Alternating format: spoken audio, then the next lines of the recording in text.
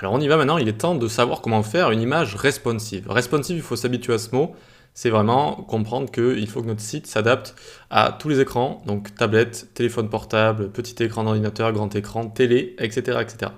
Donc on va se prendre une image sur Unsplash comme d'habitude, tac, Unsplash, ou n'importe quel site d'image que vous voulez, par exemple voilà une image, et on note ici qu'elle est rectangulaire. On y reviendra dessus. Donc on ouvre ça, on prend l'URL, et on va le renseigner dans notre source, tac, dans notre source d'image. Donc on vient ici, on fait une image avec la classe img responsive, et on remplit la source avec ce qu'on a mis, d'accord? Et on s'habitue à remplir l'alt. Ici, qu'est-ce que ça représente? Une route en ligne droite. Eh bien, regardez, on va marquer ici route, ligne droite. Très bien, très bien.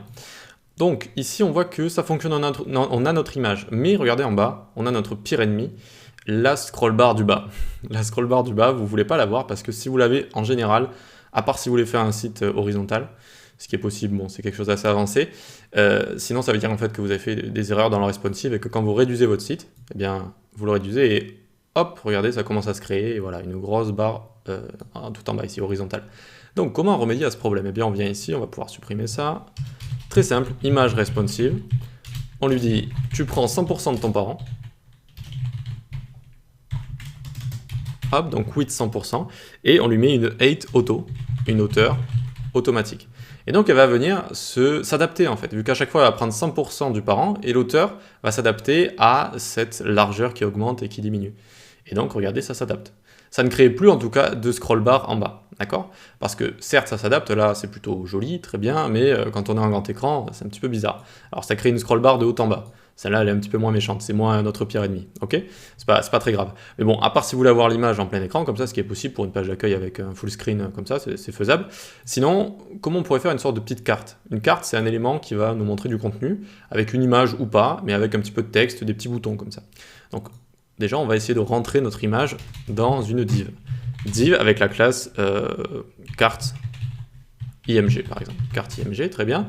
Petite technique, vous pouvez prendre ça, appuyer sur Alt, descendre, et monter.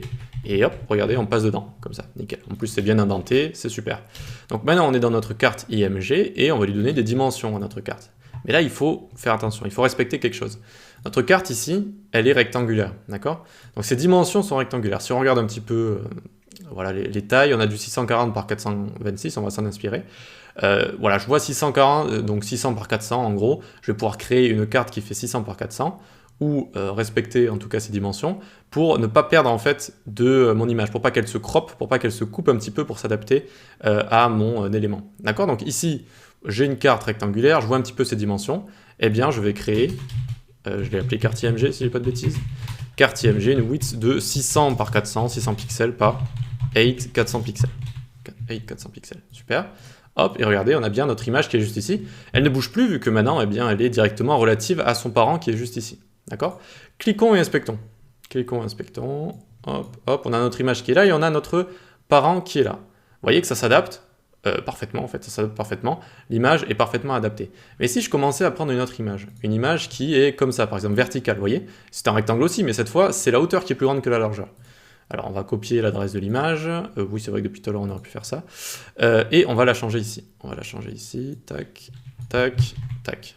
Hop, voyons voir ce qui va se passer ici. On a notre image, mais elle ne respecte plus du tout notre carte. C'est-à-dire qu'elle va dépasser. Elle va overflow en anglais. Donc là, on a notre cadre, on le voit. Donc à droite, c'est la marge, hein, à chaque fois, vu que c'est un bloc. Mais on voit le bleu, là, c'est notre carte. Et on voit que ça dépasse, d'accord? Et même ce qu'on fait en général, on utilise la propriété overflow. Overflow, c'est ce qui dépasse. Et notamment, en fait, c'est est-ce qu'on a envie d'afficher ce qui dépasse ou pas. Donc on écrit overflow. Et hidden, comme ça veut dire cache ce qui dépasse. Et donc là, si on applique ça, alors...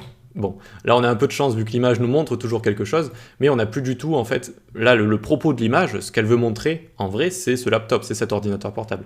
Et là ben, le laptop, on n'y voit rien du tout, on ne le voit pas du tout, elle a été coupée l'image, d'accord? Alors que si on remet la source précédente, hop, eh bien c'est parfait, ça s'adapte parfaitement. Donc là où je veux en venir c'est, faites attention, quand vous choisissez des images, faites attention, si vous voulez avoir par exemple plusieurs images, une sorte de portfolio, vous voulez le montrer en rectangle, eh bien prenez des images rectangles. Si vous voulez des longues images à côté d'un texte, comme on vient de voir ici, prenez des longues images. Et ensuite, créez votre code en fonction de. D'accord? Mais c'est pas une fois qu'on a des images qu'on a choisi un peu au hasard qu'il faut se dire oula, quelle dimension elles ont, qu'est-ce que je dois faire? Voilà, c'est assez important, ça vous fera gagner du temps. Voilà, bah écoutez, très bien. Maintenant, je vais vous proposer un petit défi. Alors, je vais vous proposer un petit défi quand même, je vais vous aider un petit peu. Ici, les images, en fait, dans les cartes, en général, il y a du texte en dessous. Par exemple, un H3. Un H3, mon voyage. Alors, je ne sais pas dans quel pays c'est, mais on va dire aux USA. Voilà, mon voyage aux USA, très bien. Alors là, on ne voit pas notre H3, vu qu'il est passé, il est dans la carte, en fait, notre H3, il est juste ici. Et overflow hidden, en fait, il va dépasser de la carte, vu qu'on a mis overflow hidden, l'image prend tout l'espace, et notre H3, en fait, il est là, et si je mets ça en commentaire, regardez, il va apparaître. Hop, mon voyage aux USA, il est là. Donc, comment on pourrait faire pour ne pas faire dépasser le texte comme ça? Dans notre carte, on va englober notre image par un div avec la classe block img, comme ça. Hop, et on vient remonter l'image juste au-dessus, d'accord? On remonte l'image juste au-dessus, très bien, et block img, je vais lui dire... Hop, bloc IMG, je te donne une hauteur de, par exemple, 70% et une width de 100%. Hop, très bien. Voyons voir notre bloc IMG. Bloc IMG, il prend tout ça, d'accord? Il prend tout ça, très bien. On va lui mettre overflow hidden. Hop, pour cacher la carte ici, très bien. Et notre carte ici, on va pouvoir lui donner un petit background. Et donc pas aussi sombre que ça. On va lui mettre un RGBA. Donc RGB, on peut mettre A ici et... hop, un petit 0,5 comme ça. Puis bon, je vais vous trouver une couleur un petit peu meilleure pour l'exercice qu'il va y avoir juste après. Mais du coup, c'est bon, regardez, on a réussi à faire une carte dans le sens où on a l'image qui est au-dessus, qui va se situer dans le bloc ici, qui ne va pas trop déformer, mais à la limite, si vous voulez en voir un petit peu plus de l'image, parce que là, on devine qu'elle s'est un petit peu croppée.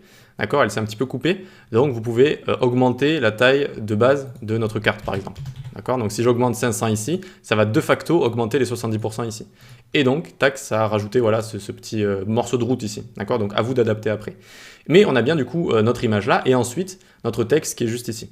D'accord, donc on se retrouve juste après pour un petit défi, on va créer une jolie carte, parce que là, bon, elle n'est pas très très jolie. Allez, à tout de suite.